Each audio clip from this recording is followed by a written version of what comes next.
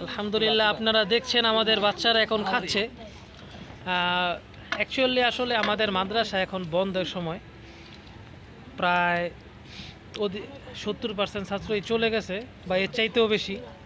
অল্প গুটি কয়েকজন ছাত্র আছে যাদেরকে নিয়ে আজকে আমরা এই বারবিকিউর আয়োজন করেছি। এগুলা আমাদের ছোট বাবু, এখানে একটু বুড়া বাবুরা আছে, তাদেরকে দেখানো সম্ভব না যেহেতু তারা একটু বয়স্ক হয়ে গেছে। একটু তারপরে একটু ক্লিপে আনলাম, শুধু জাস্ট তাদের আবরণটা। এই তোমাদের আজকের এই বারবিকিউর বিষয়টা কেমন লাগছে সত্যি করে বলবা?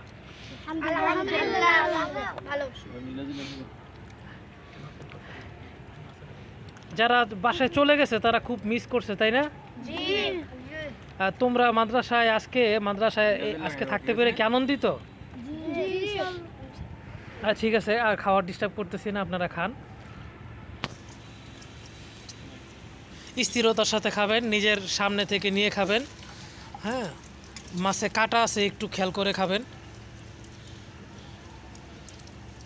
বেশি আসলে কেউ খেতে পারে না, যার রিজিকে যতটুকু আছে অতটুকুই খায়। তারপরেও কেউ যদি জুলুম করে খাওয়ার চেষ্টা করবেন না, স্থিরতার সাথেই খাবেন। যেটা আমাদের বুড়া বাবুদের প্লেট, তাদের খাওয়া মোটামুটি প্রায় শেষের দিকে। আর এটা হচ্ছে ওস্তাদদের প্লেট, ওনারা খাবার নিচ্ছেন, আপনারা দেখছেন।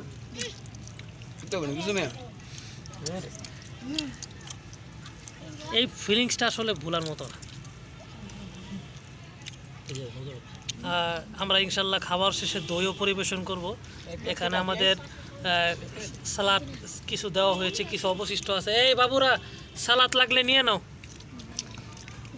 দেখতেছেন, এটা আমরা আসলে একটু সময় সংক্ষেপের কারণে পারিনি। আমরা চেয়েছিলাম পেঁয়াজটাকে একটু পুড়িয়ে নিতে, এটা খুব ভালো টেস্ট হয়, পূর্বের অভিজ্ঞতা থেকে বলছি। এই যে আমরা এখানে মজও এনে রেখেছি বাচ্চাদেরকে খাওয়ানোর জন্য। যাক, আজকে সংক্ষিপ্ত আয়োজন এই পর্যন্তই। আপনারা সবাই ভালো থাকবেন, সুস্থ থাকবেন।